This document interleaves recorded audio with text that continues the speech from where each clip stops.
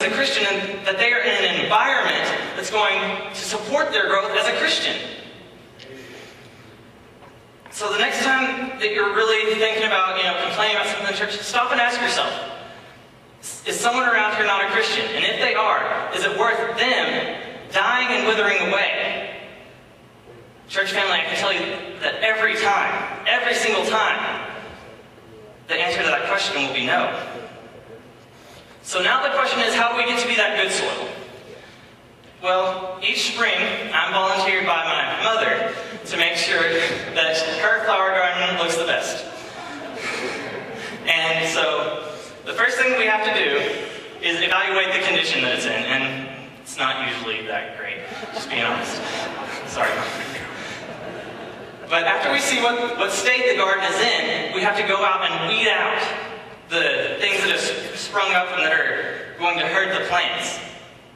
Then we take in and we till up what's already there, and we add in new soil and mix it in all together. And we add in weed protector so that hopefully, it doesn't ever happen, but hopefully weeds won't spring up this year.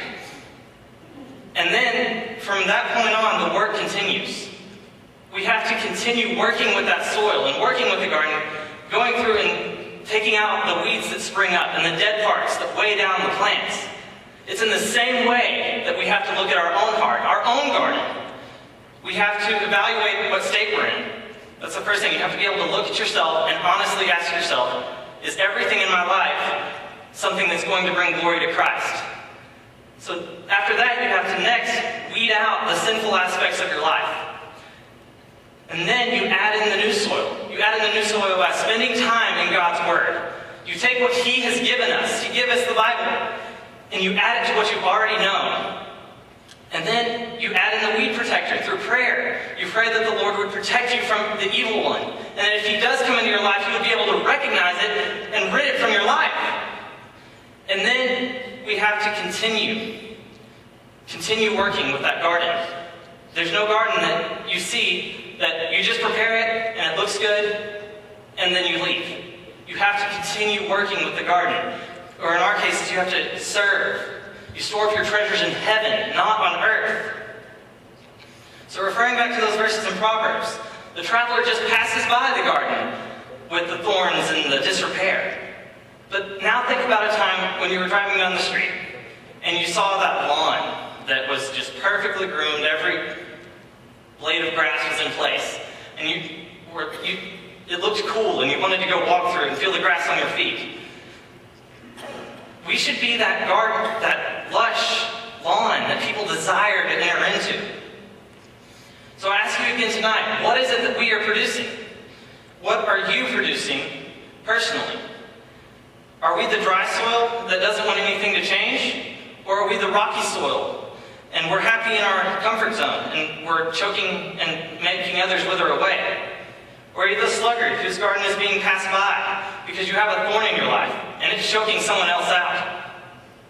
Or are you that lush garden with the good soil that people desire to enter into? My prayer, church family, is that we as First Baptist Church of Forney, and that you personally, are that garden that people desire to enter into with the lack of thorns. Would you bow your heads as we prepare to close? Now, I don't know where you're at tonight.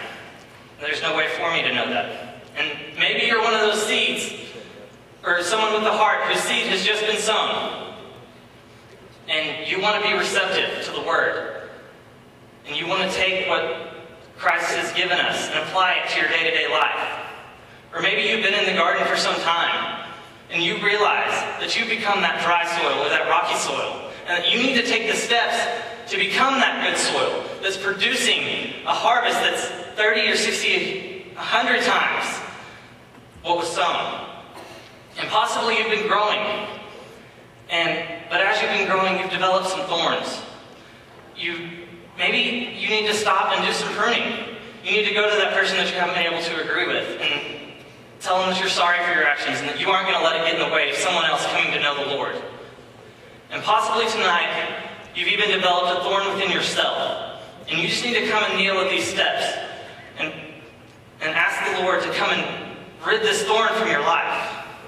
And even possibly, you're that good soil that's producing a crop. You need to stop and thank God for the relationship that you have.